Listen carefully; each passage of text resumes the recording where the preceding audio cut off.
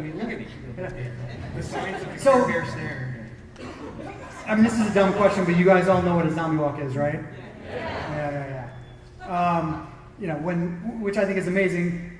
Group of people dress up like zombies and walk from one location to another location for no reason other than to dress up like zombies and walk from one location to another location. And plus, why would you ever want to go to a place where you can't tell the difference between someone dressed up like a zombie and an actual zombie? Like, if you're afraid of zombies, that's your worst nightmare.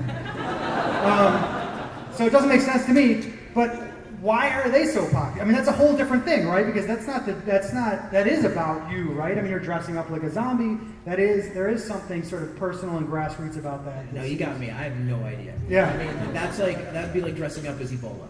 And just, Yeah. like, oh, hey, there's an Ebola walk tomorrow in Philly. We should all go. It'll be awesome. What was your statistic? Yeah, no thank you. I think much like zombies move in hordes, it's part of like a community. You've joined a community when you do this, and it's not just the zombie walks. It's zombie speed dating. It's zombie bar crawls. It's like every convention I go to has some sort of zombie prom or whatever. And I think that it's like you have tapped into a community, which is not such a weird thing to say at Comic-Con, because everybody has my Batman and comic book community over here, or gamer community over there. I think it's that you're tapping into a very easily accessible community without really having to do the homework to join in. It's just having to learn how to, am I going to go, the Savini zombie makeup, or going to go more the, current Nicotero type stuff, But yeah, and for me it doesn't make sense because all the other cosplay is cool. Like, I want to be a Jedi. Like, that's cool. Or I'd be a bounty hunter. I mean, even though I would never want to be a vampire, vampires are sleek and sexy and metrosexual and all right. I get it. But like, why would you want to just be rotting and even uglier than we already are? No, but there's a reason. Because actually, I've not participated in them. I think they're a little bit odd too, although I like watching them. I think they're sort of fascinating. One thing that I think is fascinating is folks are talking to each other and no one's texting. Nobody texts on a zombie walk, if you notice that. So they're actually talking to each other. And again, that sort of lack of personalness gets broken down in this antithetical way by actually taking on the look of the thing that defines the fact that we're not personal. So they're trying to get laid. But that's what it's all about at the end, Mr. Shrink, isn't it? Right. Do you? Yes. But do you think that part of the appeal is that it's not about being sexy? That anyone belongs, that right? does where there's matter. so much emphasis on Why being try? sexy normally. Yeah. Now it's like, I get to, normally I'm not sexy, but now I'm trying to not be sexy, and that's part of the thing, That makes sense. which I do not sexy very well. So. Yeah, Well, no, I think there's a lot of this in across cultures, right? Day of the Dead, right? There is absolutely, we have a fascination with death. That's why horror movies are so intriguing, right? And it's a safe way to, Halloween, Day of the Dead, zombie walks. It's a really easy way for us to try and confront that kind of Grapple idea. with these kind of Yeah, theories. exactly. It's not like I sit down at dinner with my wife and I'm like, okay, let's have an existential crisis together, right? But this is a way to kind of release some of that steam, I think. I think though also zombies just sort of naturally lend themselves to this like sense of carnival and fun and silliness. And I've said this before, that they're also sort of like the blue collar monster of the monster world. There's not a lot of frou-frou attacks. There's not a lot of pretense. It's just they're up out of the grave and they don't care what they look like. They don't care what people think about them. Just all of these things that preoccupy us, and we're thinking things that know that other things are thinking things and looking at us. That's just all gone. Right. And I'm singularly focused on brains, on eating someone, and that can be liberating and fun. Well, that carnival component from the very early phases of the modern zombie genre was the the Mooney, the motorcycle guy, but the Tom Savini, so maybe it was just built in right away with Romero. I was just talking to Romero about this. You can say George. They're friends. so George has actually been a really lovely mentor and teacher to all of us, but I've gotten to work with him, and he's just a lovely, lovely man. super smart, has taught me a ton about film, which is a dream for me. I snuck into Dawn of the Dead when I was 11, so the guy who made the movie that I got yelled at for sneaking into is now making my book into a movie. That, like, by itself is a dream. When I was recently at the summer camp, the zombie summer camp near where I grew up in Kansas City, and we had the kids watch first Night of the Living Dead, then Dawn of the Dead, and I called up to him and said, what do you want me to tell them? And he said, remind him to laugh. In not Night of the Living Dead, but Dawn of the Dead, there's some moments, zombies in an ice skating rink. Pies in the face, right? Yeah, the pies in the face. There's a sort of slapstick component to it, which gets to that carnival aspect that you're talking about. I think so. That's a great point. I want to open up to questions now, so if you guys want to line up right there. There's, in terms of Zombie Walks, one thing I want to say is, Groucho Marx has this great quote, I would never join any club that would have me as a member. And, I kind of always think about zombie walks in that way, and zombies in general, right? And it's sort of like what you were saying, Steve, that it doesn't matter who you are. You could be the CEO, or you're the guy in the mailroom, or you're the whoever you are. The zombie wants to eat you just as much as he wants to eat everybody else. Zombies are the only club that will take all comers. If you're like a vampire and you're not cool enough, you don't have the right pointy shoes, they won't let you in the club, right? But zombie, hey, it doesn't matter. You don't have to wear clothes. Wear whatever you want. Limbs falling off, doesn't matter. Yeah.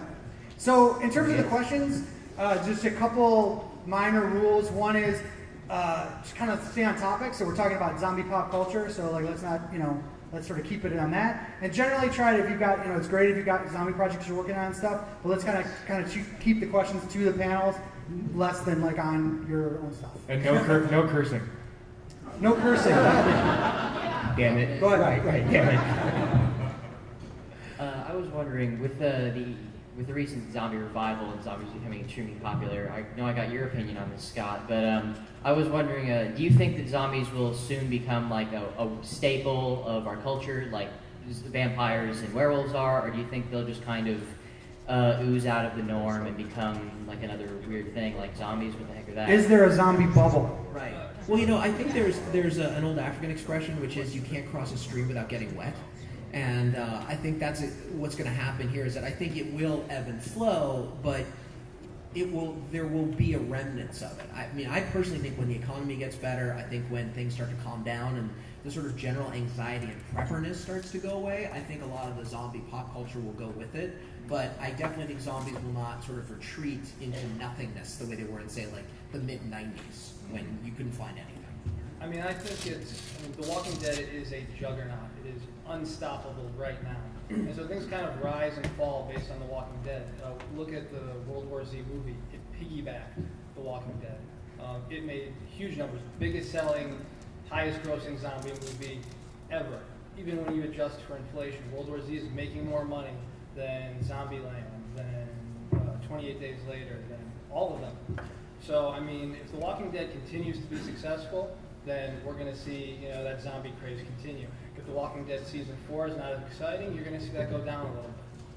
I don't think it'll ever go completely away, though, just because, and I also don't think that, I think there's enough room in the pool for everybody now, because you are producing shows for specifically online or specifically Hulu or Netflix, and along with theatrical releases and TV. So I think, I kind of think we've reached a point where everybody enters the pool at the same time, where, maybe zombies and vampires can actually get along on the entertainment landscape. But, so I don't think it's ever going to completely go away. But yeah, it might, if Walking Dead tanks for some reason, yeah, it'll definitely take sort of a back seat for a little bit. But the culture shifted too, right? Like when I first started coming here something like 20 years ago, there was 3,000 people at Comic-Con, right? This is totally different. There would be no way that you get a room full of people and see that some of the biggest grossing movies of all time are about Thor and Iron Man. When I grew up, I'd be that's amazing. That would be awesome. There's no way that's happening. And now it's happening. There's plenty of room now.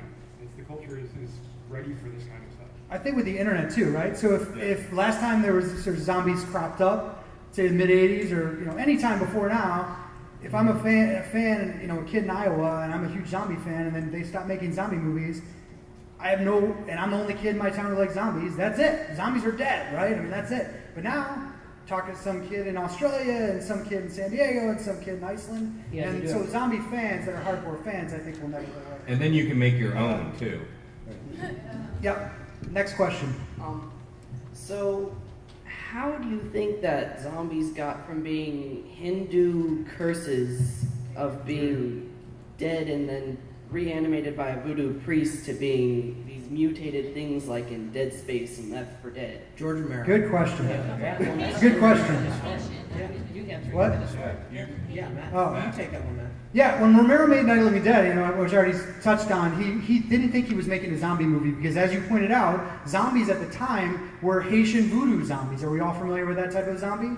So, not really a monster, not dangerous, brought back through religious ceremony and drugging. And they didn't call them zombies in Night of the Living Dead. They only said it once in Dawn of the Dead. Exactly, they didn't call them zombies. He didn't think he was making a zombie movie, and so he thought he was actually essentially ripping off a book from the 50s, a vampire novel called I Am Legend. So he basically wanted to make I Am Legend, but he was some young kid in Pittsburgh and he couldn't afford the rights to it because it had already been made into a movie. Didn't want to get sued, so he said, "Okay, I'm going to change these vampires just enough to call them something else. Don't have them suck blood, have them go out during the day, remove any vestige of vampire lore." And so, 10 years later, he didn't make Dawn of the Dead for another 10 years, right? So he made Night of the Living Dead, made some other movies, sort of moved on. 10 years later, Dario Argento came to him and said, "We want you to make another zombie movie, another one of those movies." He said, "Zombie movie? What are you talking about?" And so they gave him cash to make it. They said, "We just want the European cut," and that's sort of where zombies were first really solidified as that's a zombie. And that was a split between zombie, ZOMBI. Yeah, right. Yeah. Right. Yeah, the thing that the common thread from the sort of voodoo tradition and the island tradition to the current zombies is even the old zombie movies, because there were zombie movies before the Romero zombies. They were about the island zombies, and no one was afraid of zombies. They were afraid of becoming a zombie. That was the way those movies worked. But they were still kind of ripe with social commentary. It's like the first zombie movie was a white person could be made